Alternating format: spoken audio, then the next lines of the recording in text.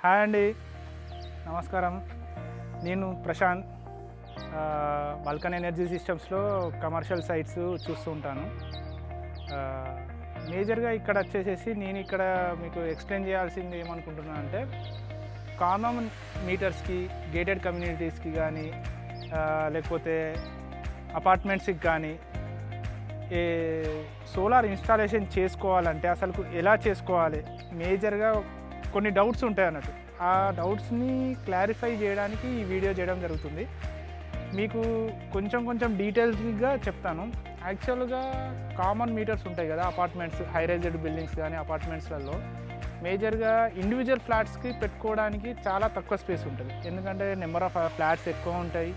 ఆ ఫ్లాట్స్కి ఇండివిజువల్గా పెట్టుకోవాలంటే తక్కువ స్పేస్ వస్తుంది, కెపాసిటీ కూడా సరిపోదు.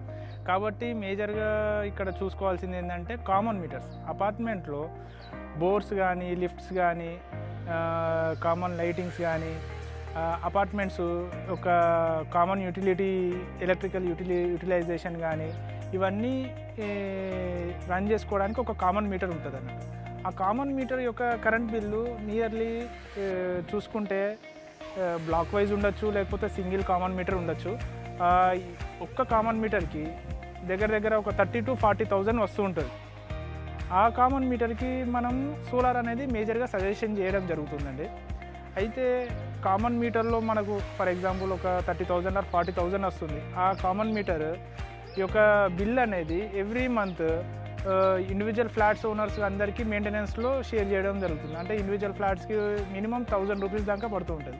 కాబట్టి ఆ కామన్ మీటర్ యొక్క మీటర్కి మనం సోలార్ ఇన్స్టాల్ చేసేసేసి ఆ కామన్ మీటర్ని బిల్లుని జీరో చేసేసుకున్నాం అనుకోండి, కామన్ మీటర్ యొక్క మెయింటెనెన్స్ తగ్గిపోతుంది. మీకు ఇండివిజువల్ మెయింటెనెన్స్ ఛార్జెస్ కూడా తగ్గిపోతాయి. అయితే ఇక్కడ మేజర్గా మళ్ళీ నెక్స్ట్ డౌట్స్ అనేది కామన్ మీటర్స్కి ఎలా ఇన్స్టాల్ చేస్తారు. ఫస్ట్ థింగ్, కామన్ మీటర్స్కి ఫస్ట్ ఏం చేస్తామంటే మేజర్గా మీటర్ యొక్క కరెంట్ బిల్ తీసుకుంటాం. కరెంట్ బిల్ తీసుకొని ఆ కరెంట్ బిల్ నేమ్ ఎవరి పేరు మీద ఉంది. మేజర్గా కామన్ మీటర్ అనగానే అందరి నేమ్స్, మీటర్ యొక్క నేమ్స్ బిల్డర్ పేరు మీదనే ఉంటాయి. ఫస్ట్ థింగ్ మనం చేయాల్సింది ఆ కామన్ మీటర్ యొక్క బిల్లుని అసోసియేషన్ పేరు మీదకి ట్రాన్స్ఫర్ అయ్యి ఉందా, లేకపోతే ట్రాన్స్ఫర్ చేయించుకోవడమా, అది మేజర్గా చేసుకోవాల్సింది. నెక్స్ట్ వచ్చేసేసి కాంట్రాక్టర్ లోడ్ బిల్డర్ కన్స్ట్రక్షన్ చేసే టైంలో తక్కువ కాంట్రాక్టర్ లోడ్కే ఎలక్ట్రిసిటీ మీటర్ తీసుకోవడం జరుగుతుంటుంది. దాన్ని మనం ఏం చేస్తామంటే నెక్స్ట్ కాంట్రాక్టర్ లోడ్ మనకు కన్సంప్షన్ బేస్ చేసుకొని కాంట్రాక్టర్ లోడ్ని కూడా ఇంక్రిమెంట్ చేసేసుకొని డిపార్ట్మెంట్ నుంచి వెళ్ళి చేసేసుకుంటే దానికి సంబంధించిన ఛార్జెస్ పే చేసుకుంటే అయిపోతుంది. ఇవి రెండు మేజర్ పార్ట్స్. నేమ్ వచ్చేసేసి అసోసియేషన్ పేరు మీద ఉండడం అండ్ కాంట్రాక్టర్ లోడ్. ఇవి రెండు మేజర్ పార్ట్స్ చూసుకొని దాన్ని బట్టి మనం సోలార్ అనేది సజెషన్ చేయడం జరుగుతుంది. ఇక్కడ నేను ఒక ఎగ్జాంపుల్ చెప్తాను సార్. ఏంటంటే మేము ఒక 3 years బ్యాక్ 2021లో ఇన్స్టాల్ చేసాము వెంకటేశ్వర లేక్యూ అపార్ట్మెంట్స్ అని మల్కాజ్గిరిలో ఉంది. వీళ్ళకి మేము వచ్చేసి 30 kilowatt ఇన్స్టాలేషన్ చేయడం జరిగింది. వీళ్ళ నేమ్ వచ్చేసేసి current bill Srinivasa లేక్యూ apartments owners welfare association మీద ఉంది.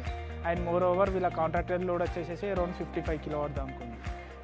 వీళ్ళ బిల్స్ అరౌండ్ 30,000 to 40,000 మధ్యలో వేరీ అవుతుంది. So we suggested to go for 20 kilowatt capacity. అంటే వాళ్ళ అసోసియేషన్లో 20 kilowatt కెపాసిటీ ప్రపోజల్ పెట్టుకున్నారు. 20 kilowatt బడ్జెట్ పెట్టుకున్నారు, అలొకేషన్ కూడా. దాన్ని బట్టి 20 kilowattకి they gone for 20 kilowatt capacity అన్నట్టు. అలా ఫస్ట్ ఒక ప్రపోజల్ ఇస్తాం మేము. అంటే మా సైడ్ నుంచి వెళ్ళి ఒక 30 kilowatt కెపాసిటీ, 40 kilowatt కెపాసిటీ ఆ సైట్ విజిట్ చేసుకొని దాన్ని ఎంత కెపాసిటీ అండ్ ఏ లొకేషన్లో అయితే ఇన్స్టాల్ చేస్తామో అవన్నీ దాన్ని బేస్ చేసుకొని మనం ఒక design and pre design and ఒక సజెషన్ చేస్తాం అన్నట్టు. అండ్ ఒక బడ్జెట్ అలొకేషన్ ఎంత బడ్జెట్ అవుతుంది అనేది కూడా చెప్తాం అన్నట్టు. దాన్ని బట్టి వీళ్ళు association members EC or GBM general body మీటింగ్లో దాన్ని ప్రపోజల్గా పెట్టుకోవడం జరుగుతుంది. ఆ ప్రపోజల్ అప్రూవల్ అయితే నెక్స్ట్ వి గో అహెడ్. దీంట్లో కొన్ని టెక్నికాలిటీస్ కూడా ఉంటాయి. యాక్చువల్గా అసోసియేషన్ హై రైజ్ బిల్డింగ్స్ కాబట్టి మనం స్ట్రక్చర్ని దాదాపు లో రైజ్ స్ట్రక్చరే పెడతాం అన్నట్టు. దాదాపు పారాపిట్ వాల్ హైట్ కంటే లోవర్గానే ఉండేందుకు ప్రిఫర్ చేయడం బెనిఫిట్. ఎందుకంటే అపార్ట్మెంట్స్ అనగానే మినిమం 6 to 7 ఫ్లోర్స్ ఉండడం జరుగుతుంది. Better go for a basic structure అని, ఎందుకంటే విండ్ నుంచి కూడా మనం సేఫ్గా ఉండొచ్చు. అండ్ నెక్స్ట్ వచ్చేసేసి మనకు కేబులింగ్ ఇష్యూస్. కేబులింగ్ ఎలా చేస్తారు అపార్ట్మెంట్లో, ఇంత హైరైజ్ బిల్డింగ్లో కేబులింగ్ ఇప్పుడు ఎలా చేస్తారు అనేది కూడా క్వశ్చన్స్ ఉంటూ ఉంటాయి. కేబులింగ్ అనేది డీసీ కేబులింగ్ అండ్ ఇన్వర్టర్స్ మనము నియర్ టు ద ప్యానల్సే పెడతాము. నెక్స్ట్ వచ్చేసేసి కేబులింగ్స్ వచ్చేసేసి ఈ ప్యానల్ మా అపార్ట్మెంట్స్లో కేబుల్ ట్రెంచెస్ అనేవి ఉంటాయి. దాని త్రూ మనం ఎక్కడైతే మీటర్ ఉందో ఆ మీటర్ ప్యానల్ బోర్డ్ రూమ్ దాకా తీసుకెళ్ళడం జరుగుతుంది అన్నట్టు. నెక్స్ట్ వచ్చేసి మేజర్ క్వశ్చన్ ఏంటంటే ఎర్తింగ్ ఎలా చేస్తారు, ఎర్త్ స్ట్రిప్ ఎలా చేస్తారు అనేది కూడా ఉంటుంది. దానికి నో ఇష్యూస్ అండి, మా సైడ్ నుంచి వెళ్ళి everything there will be a solution. Earth strip ఎలా చేయాలి, ఆ టెక్నికల్ డీటెయిల్స్ అన్ని మా పర్సన్ వచ్చేసేసి మీకు ఎలా స్ట్రిప్పింగ్ అని చేస్తాము, ఎర్త్ పిట్స్ ఎక్కడ తీస్తాము అవన్నీ డీటెయిల్గా ఎక్స్ప్లెయిన్ చేయడం జరుగుతుంది. ఇక నెక్స్ట్ వచ్చేసేసి మేజర్ ఒక డౌట్ ఉంటుంది ప్రతి కన్జ్యూమర్స్కి.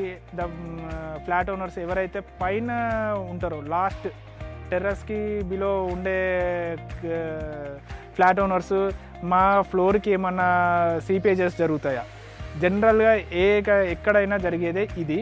అయితే ఇక్కడ మనం వచ్చేసేసి మేజర్గా అపార్ట్మెంట్స్లో మనం సజెషన్ చేయడం కూడా ఓన్లీ బేసిక్ స్ట్రక్చర్ సజెషన్ చేస్తాం కాబట్టి రూఫ్కి మనం ఎక్కడా కానీ యాంకరింగ్ చేయకుండా వితౌట్ యాంకరింగ్ అనేది మనం ప్రపోజల్ చేయడం జరుగుతుంది.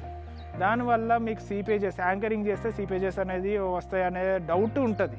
జనరల్గా యాంకరింగ్ చేస్తే సీపేజెస్ రావు, అసలు సీపేజెస్ అనే క్వశ్చనే ఉండదు. కాకపోతే ఈవెన్ దో సీపేజెస్ వస్తాయి అన్న డౌట్ ఉన్న కాడ మనం ఏం చేస్తామంటే డైరెక్ట్లీ సివిల్ ఫౌండేషన్స్తోనే చేసేసుకోవచ్చు. అది కూడా మేము డైరెక్ట్ సైట్లో మీకు ఇన్ డెప్త్గా ఎక్స్ప్లెయిన్ చేయడం జరుగుతుంది.